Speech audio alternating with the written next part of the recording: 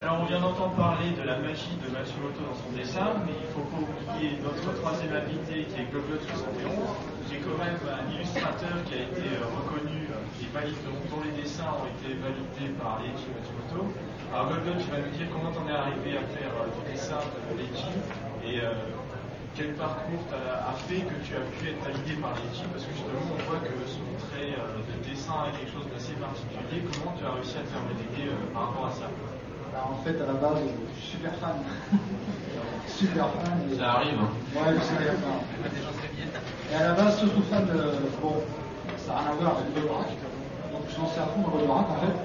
Et ensuite, j'ai ouvert un site, parce que je voulais bosser avec les Japonais. 2 jours après, ils m'ont contacté. Ils ont vu les images sur mon site qui leur plaisaient bien, quoi. Donc, j'ai commencé à faire plein de dessins sur le Goldorak. Et je me suis dit, je voudrais bien faire de l'Albator. Parce que j'adore Albator. On m'a dit non, c'est pas possible, jamais, c'est pas possible, il n'y a rien à faire. Je peux essayer quand même. Ils ont eu besoin de dessins préparatoires. Donc, si tu veux, tu peux me les faire, mais ça ne servira pas à grand chose. Je les ai faits. Et en fait, il a super bien apprécié. Quand il a vu le dessin, il était vraiment super content. Et ensuite, il a voulu que je fasse d'autres essais. Donc, je me suis lancé sur Emerata, sur Toshiro, enfin sur pas mal de choses, quoi. Et depuis, ça marche bien. Ça marche pas mal, quoi.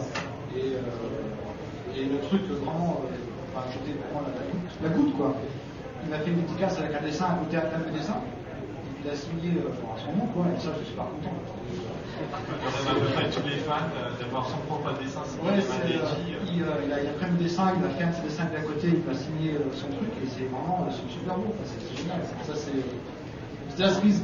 Ouais, comme quoi, quand on est fan de Leiji Matsumoto, ça peut emmener loin, ça peut emmener quelqu'un à la tête d'un éditeur, un éditeur de bio, un éditeur de manga, un dessinateur, des fans qui participent au bonus de DVD. C'est la magie, Leiji Matsumoto, c'est la magie pour tous les âges. Tu en les nombreuses caméras. Disons que, après ce que j'ai fait, c'est que j'ai un peu poussé parce que je fais aussi des jeux vidéo. J'étais intéressé pour faire un jeu sur Albator, quoi. Je vais proposer un design complet d'un jeu, avec tout, screenshot du jeu et tout ça. Il était super emballé, parce qu'en fait c'était une branche qu'il n'avait pas encore essayé, on va dire, d'après ce qu'il nous a dit. Hein. Et il a vraiment poussé à fond pour qu'on fasse ça. Donc maintenant on est, on va dire, en pourparlers pour faire pour trouver un éditeur. Comme ça c'est encore assez galère, quoi. Donc il manque plus ça. Un jeu on attend tous, quand on a pu entendre parler, et sur lequel on bave depuis quelques temps. Alors, c'était vraiment super long au niveau des droits, en fait. Parce que vu qu'il a un peu dispatché les droits sur pas mal de boîtes différentes, donc il a fallu bien galérer pour que tout soit ok, quoi. Bon, maintenant c'est bon, maintenant on est en train de discuter avec les éditeurs pour tout ça. Donc toi qui le connais, par rapport à ses dessins, est-ce que c'est quelqu'un qui est assez difficile? Quand on lui expose quelque chose, est-ce qu'il est assez difficile ou est-ce qu'il est très ouvert? Alors tous les dessins passent par son agent. Et c'est super pointu critique, on va dire. Mais sur le critique, je photo en 6 mois. Donc maintenant, je travaille avec d'autres sociétés au Japon de dessin animé. C'est complètement différent. C'est complètement différent. Et est-ce qu'ils sont conscients du côté fan qui est en France, de la puissance fan par rapport à Albator qu'on a en France? Pour les 3 invités qui sont chacun leur branche, qui sont chez l'univers Matsumoto. Ça, franchement, je sais pas. Les autres invités? Parce qu'il y a une conscience comme quoi la France est quand même très fan par rapport à Albator. France-Italie. France-Italie. C'est là où ça a été diffusé. Alors oui, que ce soit les Matsumoto ou Gonagai, ils sont bien au courant, ils ont bien compris. Bon, personnellement, je ne sais pas ce qui se passe dans la tête de M. Matsumoto. Je pense que c'est pas docteur. Mais c'est vrai que quand il a fait son retour en avant pour l'animation, assez récemment, il a mentionné que ses droits étaient un peu splités parce qu'au Japon, il y a le manga, il y a l'éditeur du manga, il y a un comité qui produit l'animation parce qu'il faut plusieurs, parce que ça coûte cher, etc. Donc c'est très compliqué. Donc il a engagé, de ce qu'on m'a dit, ce que plusieurs personnes m'ont dit, le producteur là-bas l'avocat qui était le plus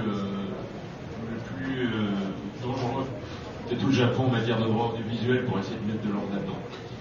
Et pour effectivement rationaliser ça, et je pense que enfin, la popularité des Shimatsumoto au Japon n'est pas si forte que ça. Pas aujourd'hui, parce que il a disparu de la scène pendant pas mal d'années. Voilà, donc les séries des Shimatsumoto, bon, aujourd'hui il y a une certaine nostalgie, etc., mais ce n'est pas si fort que ça. Ces audiences ne sont pas si fortes, ces mangas datent, etc. Donc clairement, je pense que quand il fait son retour en avant, c'est bon, d'une part pour le Japon, parce qu'il est son pays, mais je pense qu'il est très clairement derrière la tête des exemples de la France et de l'Italie, où il y a des bases de fans qui sont sinon absolument colossales, du moins assez importantes. Et je précise que ce n'est pas le cas, c'est-à-dire que ce n'est pas le cas dans les pays qui n'ont pas pu découvrir ces séries plus tôt. C'est-à-dire que nous, on a eu Albator, on sait ce que c'est, mais aux États-Unis, qui connaissent l'animé depuis 10 ans, tout le monde sait qui est les Shimatsumoto, parce que ces personnages sont emblématiques, mais bon, c'est pas pour ça qu'ils vont aller lire ou voir, etc. C'est un succès d'estime, c'est pas un succès commercial.